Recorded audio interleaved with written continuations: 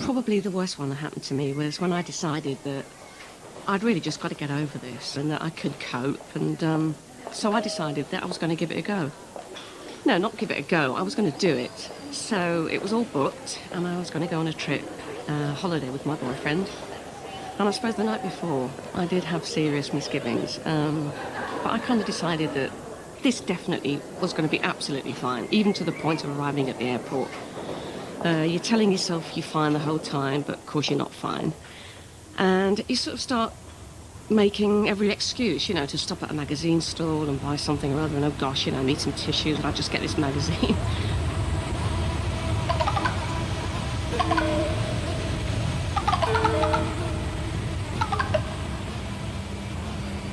Come on, Maggie. It's only for a couple of hours.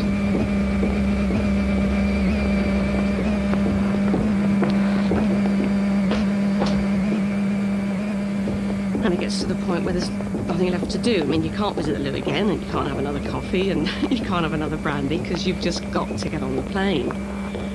And there you are. And suddenly there's a flight attendant saying, "Good morning."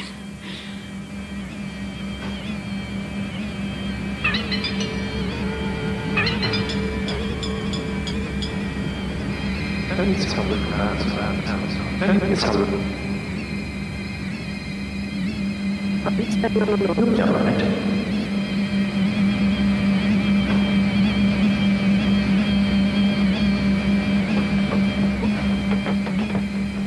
I just got off. That's what I did, and it seems completely crazy. And you don't care about all the money that's wasted, all the happiness that's gone. I just had to get off, and suddenly the panic's gone. It's all left behind there on the plane. You've left it all behind.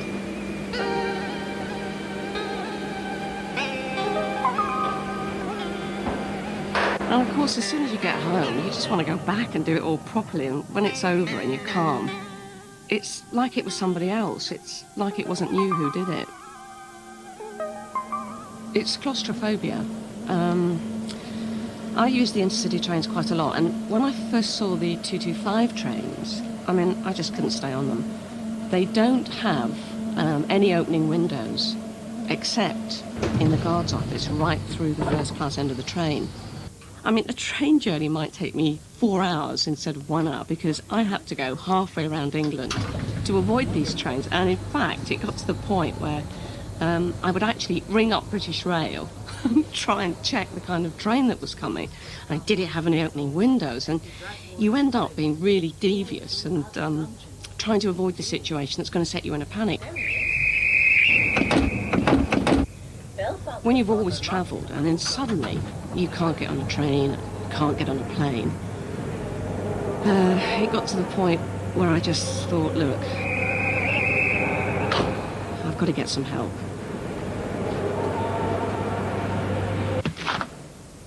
The first doctor that I saw just really wanted to throw me in the deep end. He suggested very early on in the treatment that I go in a lift. Well, I hadn't been in a lift for, 18 years, but there was no ifs and buts, it was you go in that lift. And the whole approach was really like the kind of treatment I'd imagine you get in the army. If you're frightened of it, if you're frightened of jumping out of a plane, they push you.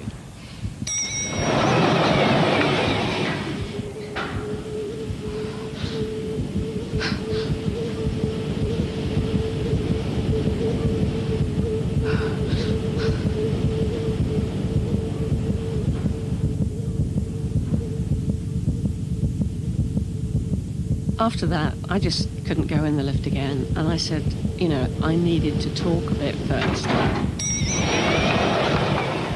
I think his attitude was, well, if you're not going to do just as I say, then there's not much point in us carrying on, really. So that was sort of end of story with him. I didn't know who to try next, and then I thought, right, I know what, I'll ask the conductor if I could travel with him and stay right close to his opening window. And he was great. He let me sit in the first class, and he was much more sympathetic than the doctor had been. I guess those bullying tactics, in a sense, worked because it did push me and force me into doing something, and it made me determined to try and help myself, which, I suppose, means every cloud has a silver lining.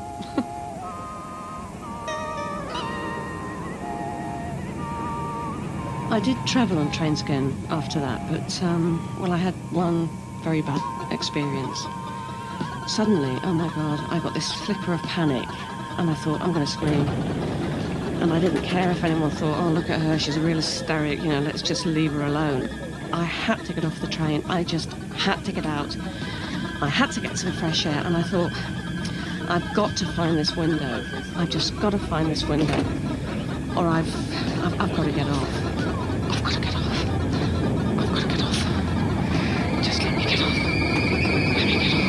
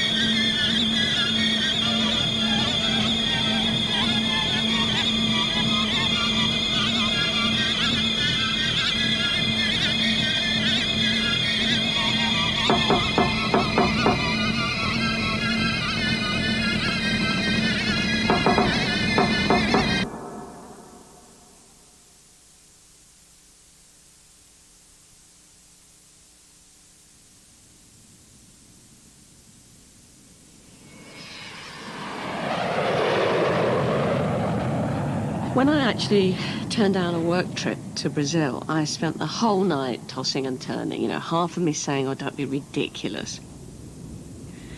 In fact, I mean, I'm a normal, outgoing person until the moment holidays are mentioned, and then it's, oh, you know, why not go to Skegness? That's rather a nice place.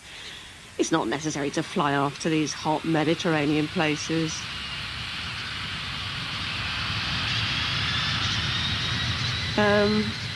I've spent the last 5 years, I suppose, avoiding flying. Not saying to people, I'm sorry, I can't fly because I'm claustrophobic, but I just can't get away, you know. I mean, if it was March, I'd be fine, but February is just no good.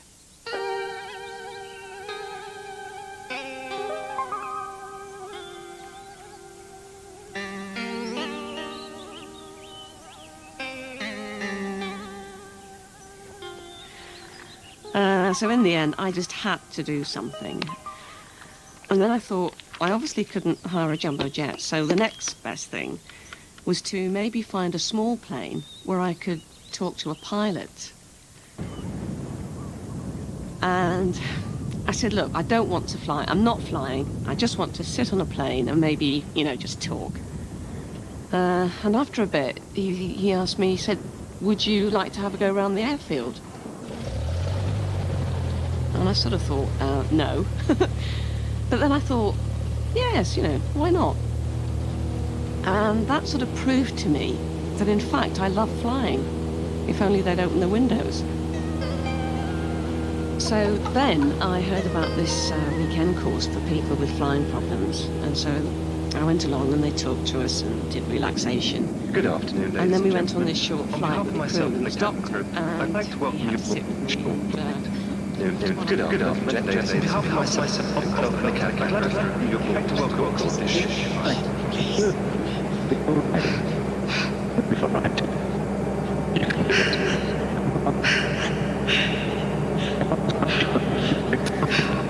Listen, baby.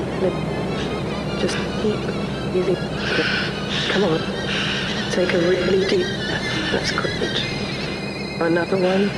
Really deep. That's it. Just keep breathing. And I came out the other side for the first time, you know, without running away.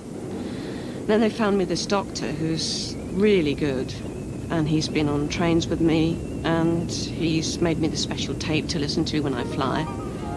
I haven't taken a normal flight yet, that's the next step, but I will.